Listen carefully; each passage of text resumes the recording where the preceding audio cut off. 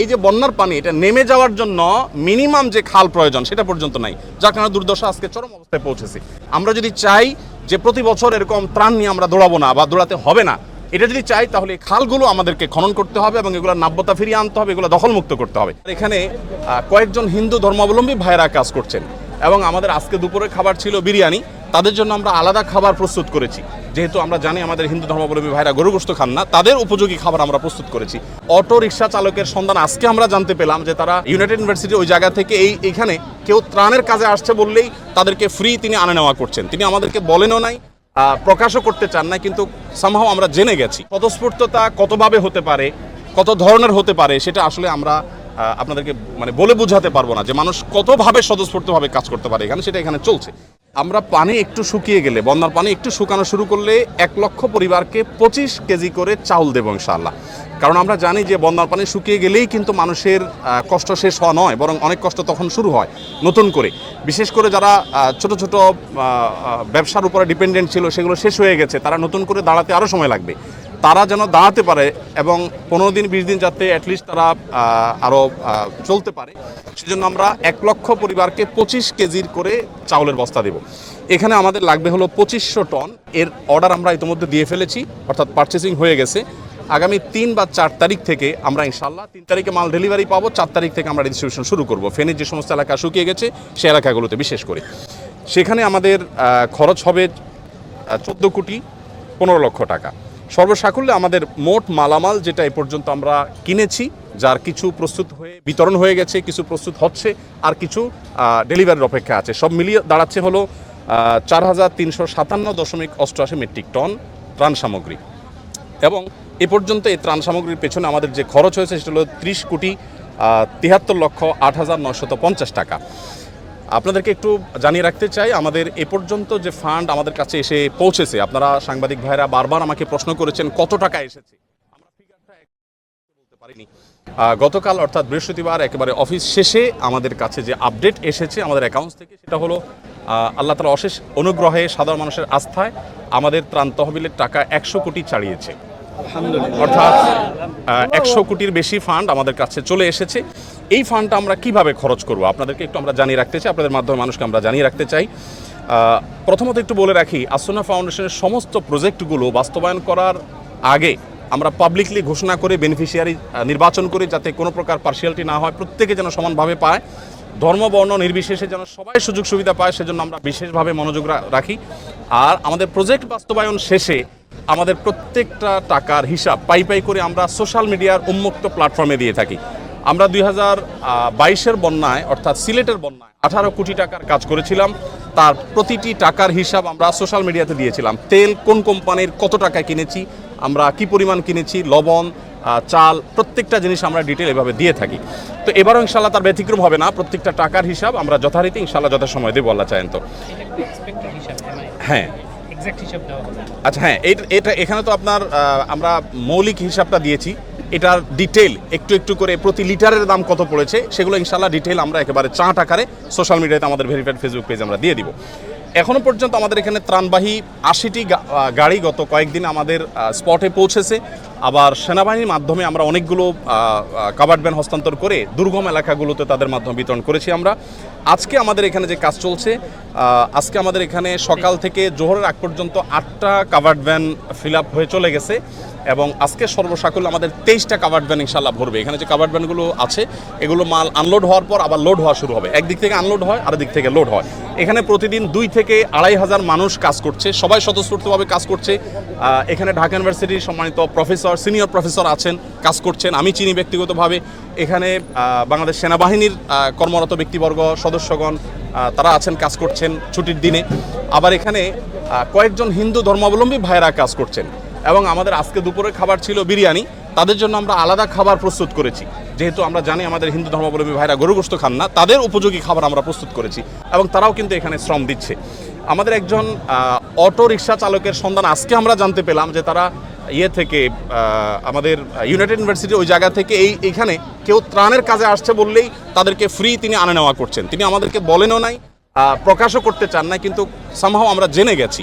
তো স্বতঃস্ফূর্ততা কতভাবে হতে পারে, কত ধরনের হতে পারে, সেটা আসলে আমরা আপনাদেরকে মানে বলে বোঝাতে পারবো না যে মানুষ কতভাবে স্বতঃস্ফূর্তভাবে কাজ করতে পারে এখানে, সেটা এখানে চলছে।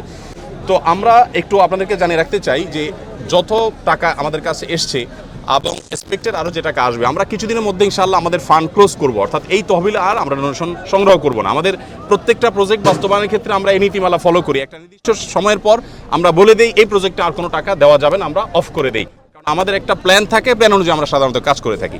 তো এবারে আমরা যেটা আশা করছি যেটা করব সেটা হলো খাদ্যে ইতিমধ্যে আমরা 30 কোটি 73 লাখ টাকা খরচ করেছি, যেটার মধ্যে 2500 মেট্রিক টন চাল আমরা 4 তারিখ থেকে বিতরণ শুরু করব। আর এর বাইরে কৃষি এবং ব্যবসা যে ক্ষতি হয়েছে আমাদের কৃষকদেরকে তাদের পুনরায় কৃষিকাজ শুরু যেন করতে পারে, সেজন্য আমরা তাদেরকে অর্থ সহায়তা দিব। আমরা আসন্না ফাউন্ডেশন থেকে ক্ষুদ্র ঋণ, সেটা আপনার সুদমুক্ত হোক আর সুদযুক্ত হোক, কোনোভাবে আমরা সুদ ঋণ দেই না, বরং আমরা সম্পূর্ণ ডোনেশন দিয়ে তাদেরকে দাঁড়াবার জন্য আমরা সহায়তা করি। তো সেই জায়গা থেকে কৃষি এবং ব্যবসা বলতে ছোট ছোট ব্যবসায়ী, একজন মুদি দোকানদার, তার দোকানটা পুরোটা পানিতে আপনার শেষ হয়ে গেছে, তখন তাকে আবার একটা দোকান আমরা দাঁড় করে দেওয়ার জন্য কাজ করব। এই খাতে আমরা 30 কোটি টাকা খরচ করার পরিকল্পনা প্রাথমিকভাবে হাতে নিয়েছি, যে আমরা কৃষি এবং ব্যবসায় 30 কোটি টাকা খরচ করব। আমরা জানি যে প্রচুর মানুষ গৃহহীন হয়ে গেছেন, যারা গৃহহীন হয়ে গেছেন সেই মানুষগুলোর জন্য আমাদের পরিকল্পনা হলো যে আমরা 30 কোটি টাকা ইনশাআল্লাহ খরচ করব এই খাতে, অর্থাৎ যারা গৃহহীন হয়ে গেছেন, কাউকে হয়তো আমরা 10,000 টাকা দিয়ে সহায়তা করব, কাউকে 20,000 দিয়ে, কাউকে 1 লাখ দিয়ে, এটা ভ্যারি করবে যে কার অবস্থা কতটুকু, অর্থাৎ ক্ষতি কী পরিমাণ হয়েছে। কারণ আমরা জানি সবার একরকম ক্ষতি হয় নাই, কারোর একেবারে শেষ হয়ে গেছে সব, তাকে হয়তো 1 লাখ টাকা আমরা দিব। 1 লাখ টাকা দেওয়া বলতে 1 লাখ টাকা আমরা একসাথে দিয়ে দিব না, তাকে একটা নির্দিষ্ট সার্টেন অ্যামাউন্ট দিয়ে বলবো এই পর্যন্ত আপনি কাজ নিয়ে আসেন, তারপর আপনি দ্বিতীয় কিস্তি পাবেন, তারপর তৃতীয় কিস্তি পাবেন, যাতে করে টাকাটা পেয়ে গরিব মানুষ নষ্ট করে না ফেলে। এবং সমস্ত টাকা আমাদের অনলাইনে আমরা দিয়ে থাকি, মোবাইল ব্যাংকিংয়ের মাধ্যমে। নগদ কোনো টাকা আমরা সাধারণত দেই না, কারণ এখানে ট্রান্সপারেন্সির যে জায়গাটা সেটা তখন পরিচ্ছন্ন থাকে, কারণ যাদের মাধ্যমে আমরা দেবো তারা তো ভলান্টিয়ার, তো কারোর কাছে আমি টাকা দেবো সে আবার হস্তান্তর করবে, এটা আমরা করি না। আমাদের যে বেনিফিশিয়ারি তাদের যে ডিটেল, সেই ডিটেল পাওয়ার পর আমরা সেই ডিটেল অনুযায়ী তাদের কাছে আমরা পাঠিয়ে দিব অনলাইনে মোবাইল ব্যাংকিংয়ের মাধ্যমে। তাহলে কৃষি এবং ব্যবসায় 30 কোটি এবং গৃহ নির্মাণে 30 কোটি এবং শিক্ষায় 20 কোটি টাকা আমরা খরচ করার সিদ্ধান্ত নিয়েছি, কারণ আপনারা জানেন শিক্ষার খাতে আমাদের প্রচুর ক্ষতি হয়েছে। বিশেষ করে আমাদের যে সমস্ত শিশুরা, অনেকের আপনার বই পুস্তক নষ্ট হয়ে গেছে, পড়ালেখা পিছিয়ে গেছে, তাদেরকে আমরা স্বেচ্ছাসেবীদের মাধ্যমে কিভাবে পিছিয়ে পড়েছে তাদেরকে উদ্ধার করা, সেজন্য আমরা কাজ করব। আরেকটা জায়গা আমরা কাজ করব, সেটা হলো যে বন্যা যাতে প্রকোপ কমিয়ে আনা যায়, সেজন্য সুদূর প্রসারী প্ল্যান কিভাবে করা যায়, আমরা অনেকগুলো পরিকল্পনা মাথায় রেখেছি, এখনও চূড়ান্ত করি নাই। সেটা নিয়ে আমরা কাজ করব, যে কিভাবে বন্যায় দুর্গতি কমানো যায়। আমরা শুধু ত্রাণ দিলাম সেটাই নয়, বন্যার পানি যাতে নেমে যাওয়ার রাস্তাগুলো পরিচ্ছন্ন থাকে, খালগুলো যাতে পরিষ্কার থাকে। বিশেষ করে এটা সরকারের যারা সংশ্লিষ্ট দায়িত্ব আছেন তারা দেখবেন, নোয়াখালী, চৌমুহনী, লক্ষ্মীপুর এই এলাকাটাতে রাস্তার ধারে যে বড় খাল চলে আসছে, আপনারা জেনে থাকবেন, আমি ওই এলাকার ছেলে, আমি ছোটবেলাগুলোকে দেখেছি এগুলো দখল হয়ে আছে, অর্থাৎ দখলদাররা দখল করে আছে এবং এগুলো নাব্যতা হারিয়ে ফেলেছে, যার কারণে এই যে বন্যার পানি এটা নেমে যাওয়ার জন্য মিনিমাম যে খাল প্রয়োজন সেটা পর্যন্ত নাই, যার কারণে দুর্দশা আজকে চরম অবস্থায় পৌঁছেছে। আমরা যদি চাই যে প্রতি বছর এরকম ত্রাণ নিয়ে আমরা দৌড়াবো না বা দৌড়াতে হবে না, এটা যদি চাই তাহলে এই খালগুলো আমাদেরকে খনন করতে হবে এবং এগুলো নাব্যতা ফিরিয়ে আনতে হবে, এগুলো দখলমুক্ত করতে হবে। এটা বাংলাদেশ সরকারের কাজ। আমাদের যদি এখানে কোনো অংশগ্রহণ করার সুযোগ থাকে, আসন্ন ফাউন্ডেশন সম্পূর্ণ প্রস্তুত যে আমাদের ভলান্টিয়ার টিম নিয়ে, আমাদের ক্ষুদ্র ফান্ড নিয়ে আমরা ঝাঁপিয়ে পড়ব, যাতে করে প্রতি বছর বন্যা হলে আমরা ত্রাণ নিয়ে যেতে না হয় এবং বন্যা যাতে খুব বেশি দীর্ঘস্থায়ী না হয়। ফেনী, নোয়াখালী, লক্ষ্মীপুর আমি নিজে গিয়েছি, অনেক এলাকা আছে যেখানে পানি ঠায় দাঁড়িয়ে আছে, নামার কোনো নামগন্ধ নেই, 1 সপ্তাহ 10 দিন 15 দিন পর্যন্ত পড়ে আছে। তো সেটা যেন না হয় সেজন্য আমরা চেষ্টা করছি। ফাউন্ডেশন থেকে আমরা বিশেষ কিছু উদ্যোগ নিয়েছি, যে সমস্ত জায়গায় মোবাইল চার্জ দিতে পারছে না আমার বিদ্যুতের অভাবে, আমরা ভাসমান জেনারেটর এবং চার্জিং স্টেশন নিয়ে যাচ্ছি বিভিন্ন আশ্রয় কেন্দ্রে। দেখা যায় যে কলার ভেলায় করে কিংবা কোনো টায়ারে করে আমরা জেনারেটর নিয়ে যাচ্ছি। ইউনাইটেড ইউনিভার্সিটির এবং স্টেট ইউনিভার্সিটির স্টুডেন্টরা অনেকে আমাদেরকে জেনারেটর দিয়েছে, এসিআই আমাদেরকে কিছু জেনারেটর দিয়েছে, আমরা নিজেরা কিছু জেনারেটর ভাড়া নিয়েছি। এগুলো দিয়ে আমরা আশ্রয় কেন্দ্রে একসাথে 30-40টা মোবাইল চার্জ দিতে পারছি। তারা 7 দিন 8 দিন পরিবারের সাথে যোগাযোগ করতে পারছেন না, এবং সেই সাথে জেনারেটর দিয়ে আমরা অনেক বাড়িতে পানি তুলতে পারছেন না বিদ্যুৎ না থাকার কারণে। তাদের আপনার স্যানিটেশন সিস্টেম ভেঙে পড়েছে, তাদের ওয়াশরুমগুলোতে পানি নাই, তাদের খাবার পানি নাই। তো আমরা এক্ষেত্রেও ভাসমান জেনারেটর নিয়ে বাড়ি বাড়ি গিয়ে আমাদের ভলান্টিয়াররা তারা তাদের মোটর চালু করে পানি ট্যাঙ্কিতে ভরার ব্যবস্থা করছেন। এর বাইরে আমাদের এখান থেকে যে বড় কাভার্ড ভ্যানে মালগুলো যায়, সেখানে ছোট ছোট অনেকগুলো পিক আপে করে মালগুলো একটা পর্যায়ে চলে যায়, তারপর আবার অনেকগুলো ট্রলারে করে বা ছোটো ছোটো নৌকা করে ভাগ ভাগ হয়ে দূর দূরান্ত এলাকাগুলোতে চলে যায়। দুর্গম এলাকাতে সাধারণত ত্রাণ দেই আমরা, রাস্তার ধারে শহরে সাধারণত ত্রাণ দেই না। এবারও আমি যতবার গিয়েছি 2 ঘন্টা, 2.5 ঘন্টা, 1.5 ঘন্টা ভেতরে ঢুকে তারপর আমরা ত্রাণ বিতরণ করেছি। আমাদের কাছে যে সমস্ত ত্রাণের সামগ্রী মানুষ দিয়েছে সেগুলো কিন্তু আমি যে হিসাব দিয়েছি এর বাইরে, অর্থাৎ আমাদের যে 4300 টন আমরা ত্রাণ সামগ্রী দিচ্ছি এগুলো আমাদের পারচেসিং করা, এর বাইরে আরও বহু জিনিস আমাদের কাছে এসেছে বিভিন্ন প্রতিষ্ঠান থেকে, বনরুটি, পাউরুটি, কেক, গুঁড়ো দুধ, মুড়ি, পোশাক, মেয়েদের পোশাক, ছেলেদের পোশাক, কারণ আশ্রয়কেন্দ্রগুলোতে তাদের পোশাকের দরকার হয়, এক পোশাকে চলে আসছে।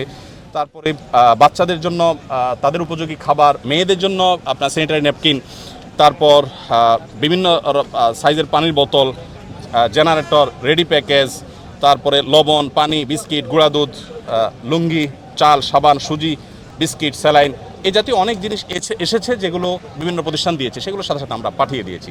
তো এই হলো আমার কাছে আপডেট যে 100 কোটি টাকা আমাদের ক্রস করেছে ফান্ড, সেটাকে আমরা কিভাবে খরচ করবো একটা পরিকল্পনা আপনাদেরকে দিয়েছি।